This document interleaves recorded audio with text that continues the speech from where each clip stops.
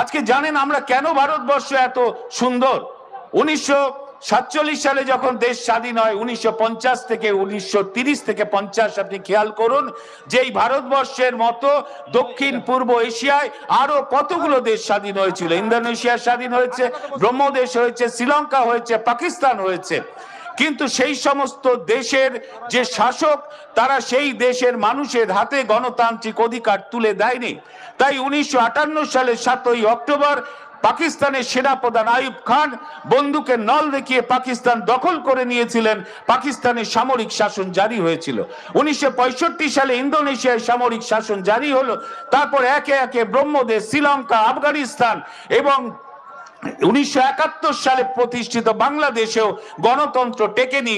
বারবার সেখানে সামরিক শাসন, মিলিটারির বুটের তলায় সেখানে মানুষের মৌলিক অধিকার বিসর্জিত হয়েছে।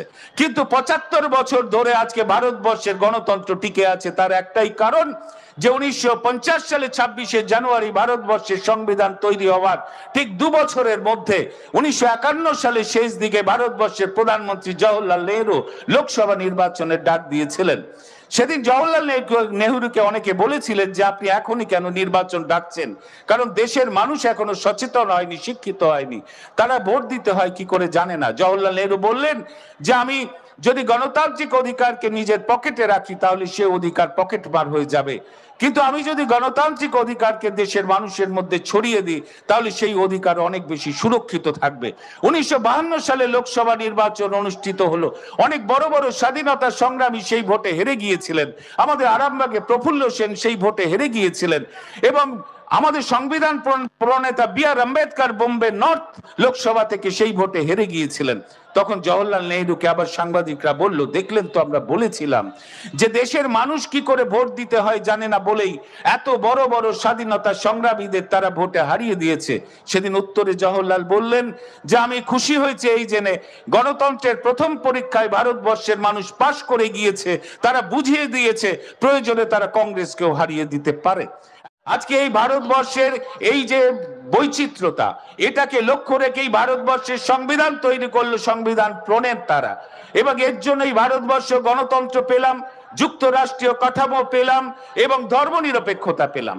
স্বাধীনতার পর আজকে যতগুলো রাজনৈতিক দল কেন্দ্রে সরকারে এসেছে, সেটা কংগ্রেস এসেছে, মিলিঝুলি সরকার এসেছে এবং বিভিন্ন রাজ্যে রাজ্যে আঞ্চলিক দলের সরকার তৈরি হয়েছে, তাদের বিরুদ্ধে নানা অভিযোগ থাকলেও, ডেভেলপমেন্ট সংক্রান্ত অভিযোগ থাকলেও তারা ভারতবর্ষের এই সংবিধানের স্তম্ভগুলোকে মান্যতা দেওয়ার চেষ্টা করেছে।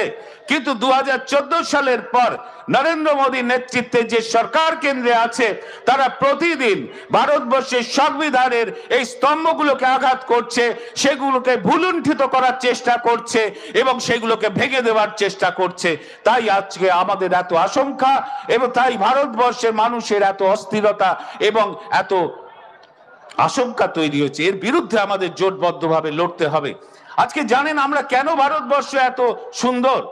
1947 সালে যখন দেশ স্বাধীন হয়, 1950 থেকে 1930 থেকে 50 আপনি খেয়াল করুন যে এই ভারতবর্ষের মতো দক্ষিণ পূর্ব এশিয়ায় আরো কতগুলো দেশ স্বাধীন হয়েছিল। ইন্দোনেশিয়া স্বাধীন হয়েছে, ব্রহ্মদেশ হয়েছে, শ্রীলঙ্কা হয়েছে, পাকিস্তান হয়েছে।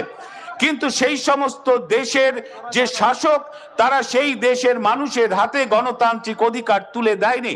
তাই 1958 সালের 7ই অক্টোবর পাকিস্তানের সেনাপ্রধান আইয়ুব খান বন্দুকের নল দেখিয়ে পাকিস্তান দখল করে নিয়েছিলেন। পাকিস্তানের সামরিক শাসন জারি হয়েছিল।